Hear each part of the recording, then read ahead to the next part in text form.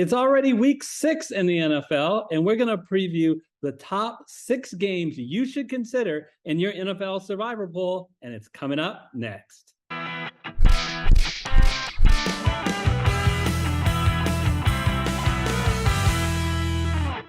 Hello, everyone. I'm Eric Lee. And I'm Michael Wiley, and we're the Fantasy Football Consultants. Eric, together for the first time in a while. It's so good to have you here in person. Yeah, I think we said, what do we want to do today? Go hiking, kayaking? No, let's do a bonus NFL Survivor show for our FFC community.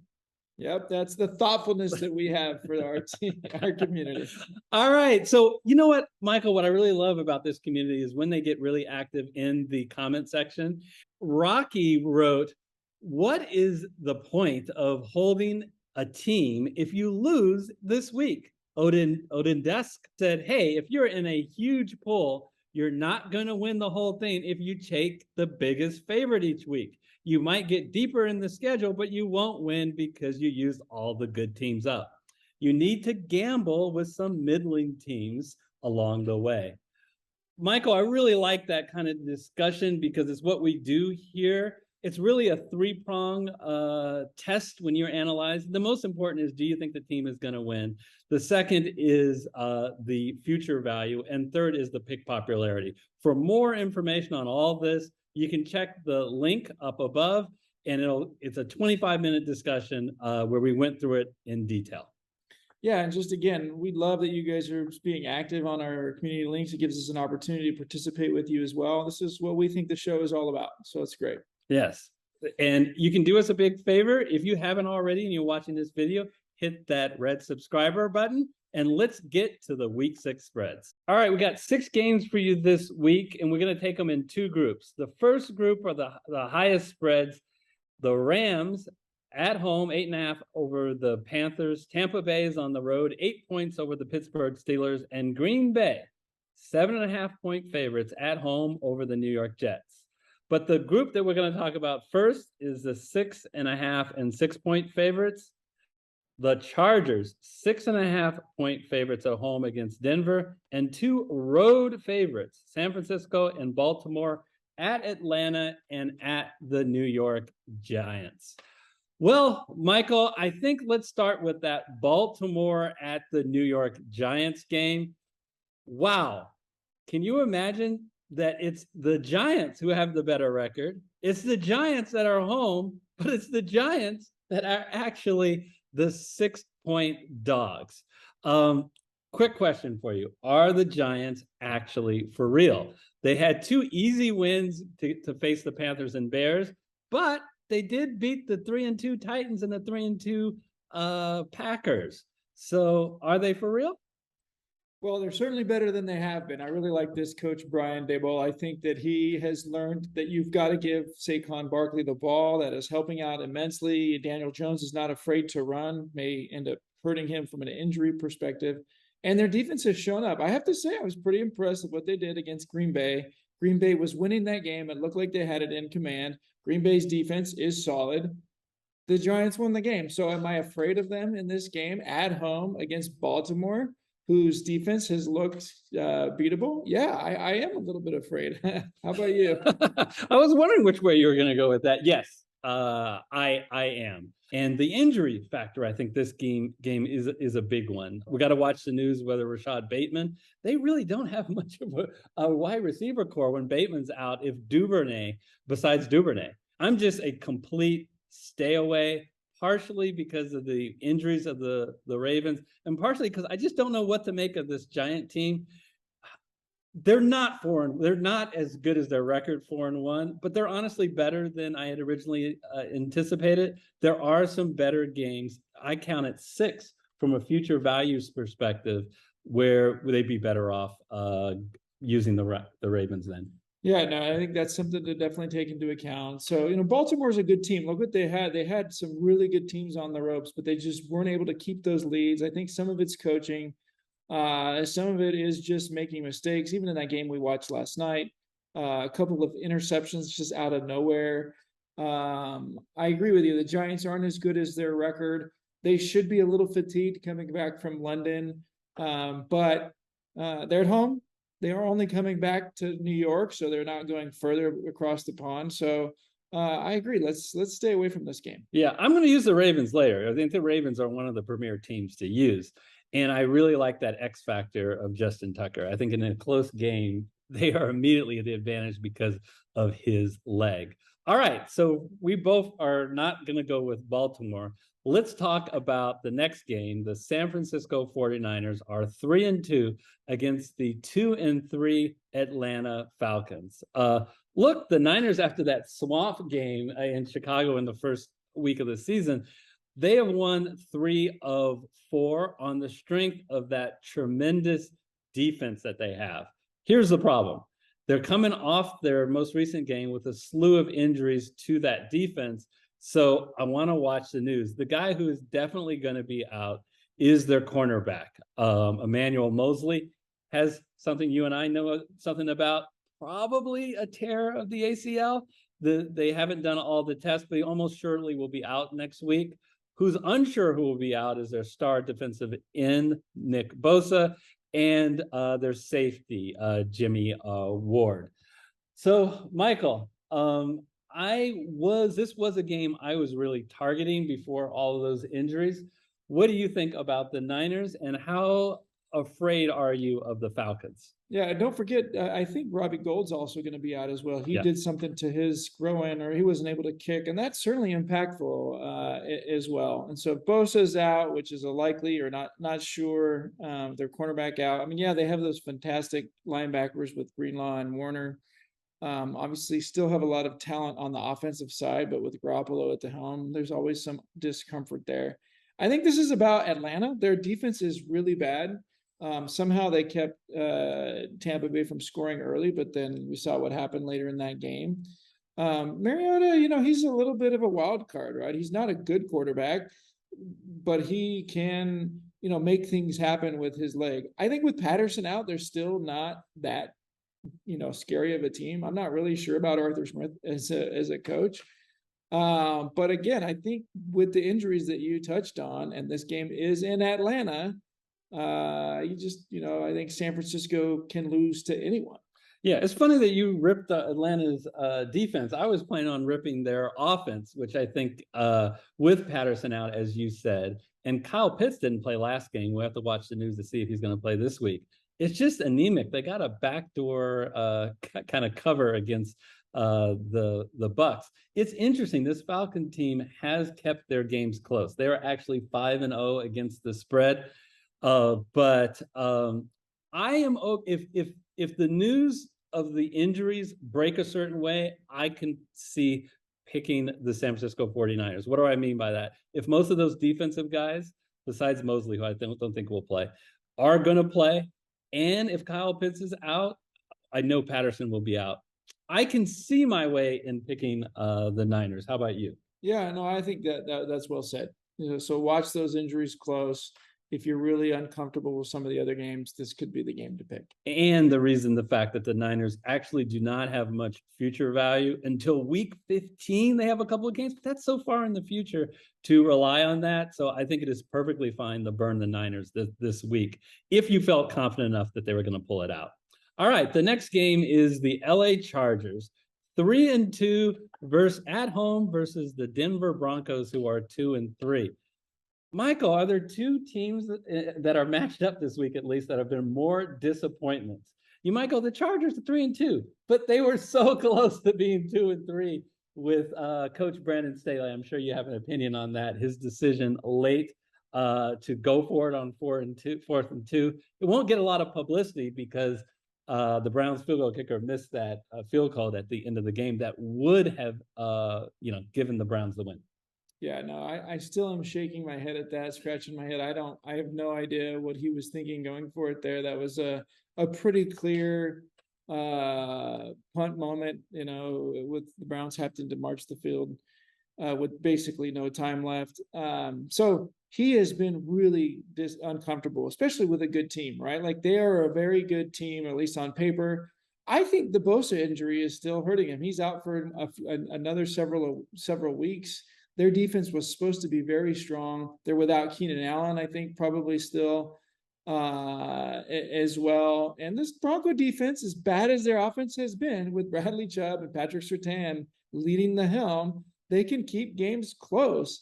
And at some point, don't we expect Russell Wilson to make something happen? He's got two good wide receivers. Look, I've spent my entire, not life, but last 11, 12 years of my life watching Russell Wilson every game as a big Seattle fan. And he's a note about it, Hall of Famer. He was not playing as well in the last couple of years with Seattle. But even I am surprised at his struggles.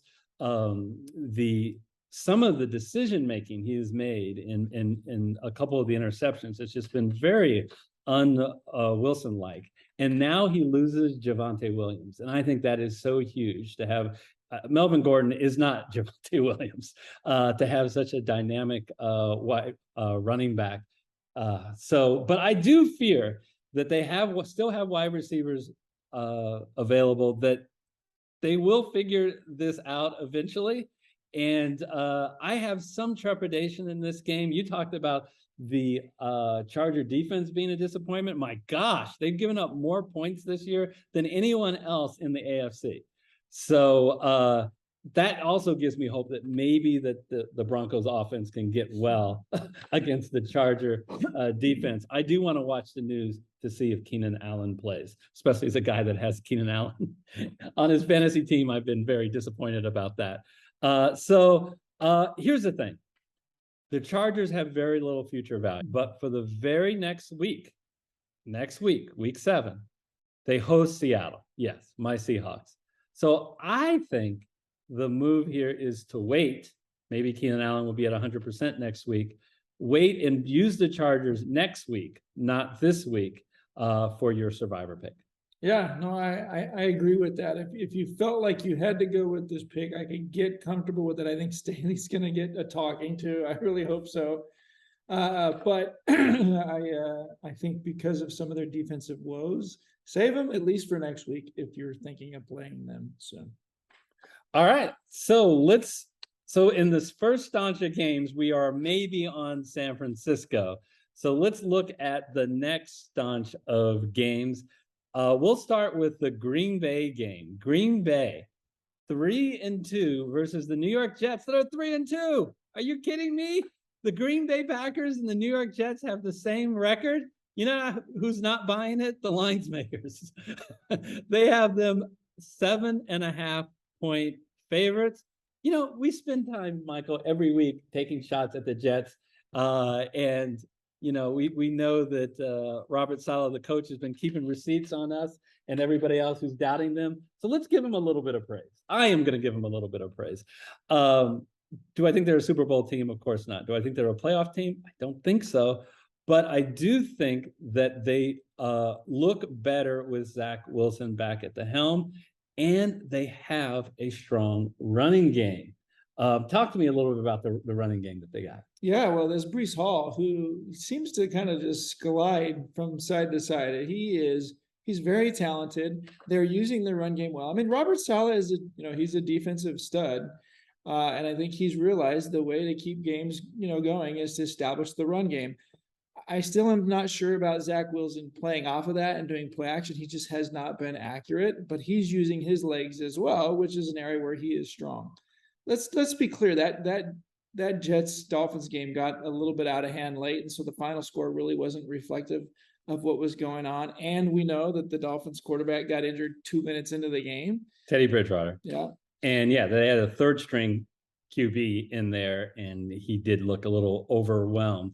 But I like the fact that, Michael, that we were in a fantasy league together, and I asked you to talk about the Jets running back, and you mentioned your running back, but not mine. Michael Carter is also, by the way, he had two touchdowns last week. They had 5 rushing touchdowns last week against the Dolphins and 135 yards. Here's why I make a big deal about the Jets running game.